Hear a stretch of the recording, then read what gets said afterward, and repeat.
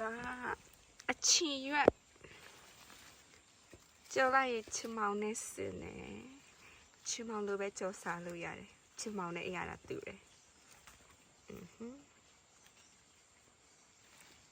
ငါပြန်ပြေးတယ်ရွှေ့သွား ဒါတစ်ဖြက်ကြော်ညာ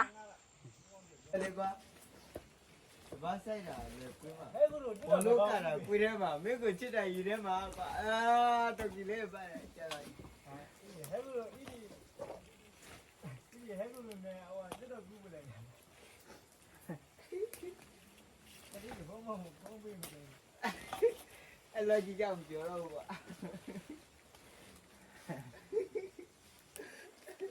ငါလာထဲမှာနော်ငါအဲ့ဒါထဲလိုက်မှာနော်ငါဘလော့ထဲငါဘလို့ရရမအောင်ဒီအရွက်ကိုတင်နေရပါနော်ဘာလို့လဲဘာချက်လဲ ငါတိတ်တက်ချင်တယ်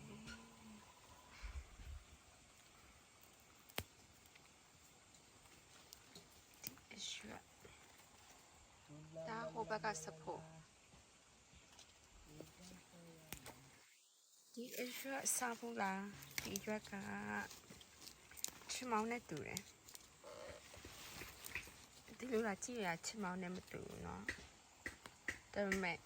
စားလိုက်ချမောင်းနဲ့ရတာတူတယ်ချက်တဲ့နီးကလည်းချမောင်းလိုပဲ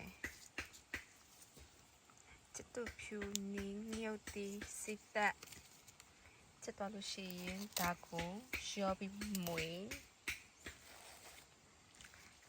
အငန်းကြရင်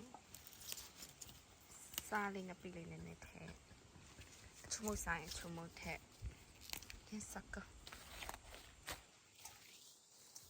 ဒါစားလေးလို့ဒီနားလေးမှာဒီအပင်တော့မျိုးတုံးတော့မလို့ဖြစ်ဒါကရွှေပြီးပါပြီသူ့ကိုချက်လိုက်ရင်ဘယ်လိုပုံစံဖြစ်သွားလဲဆိုတာလေးပြပေးမယ်ဒါသူချက်ခိုင်းမနေ့ကဒီကိုချက်လိုက်အော်ဒီလိုလေးနော်စကောင်းနော်ချင်မကျန်တဲ့သူချင်မကျန်လို့ပဲဒါကမနေ့ကချင်မောင်မဟုတ်အချီရွက်နော်အချီရွက်ချက်ပြီးသွားတယ်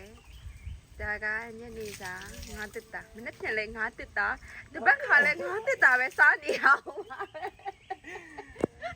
နေ့ကတိတ်တာစားမနေ့ပြန်ငါးတက်တာဖြစ်ပါတယ်နေ့မစားမရှိတော့ချင်းဟင်းလေးပါဒါတော့ပြန်ပြတာပါကွက်ကိုအိမ်မှာချင်မောင်ရှိလဲချင်မောင်ကြော်စားကြပါကျမတို့ချင်မောင်ရှိလို့နော်အချီရွက်လက်ရှာပြီးချက်တာဟုတ်ပါတယ်ဒါဖတ်ထားလို့ဝတ်ချက်လေးစစ်စစ်ကြပါတယ်ဒီလိုပုံလေးချက်တာဒါမနေ့ကကျန်တော့နွေးရတယ်စားတော့ကြပါစေ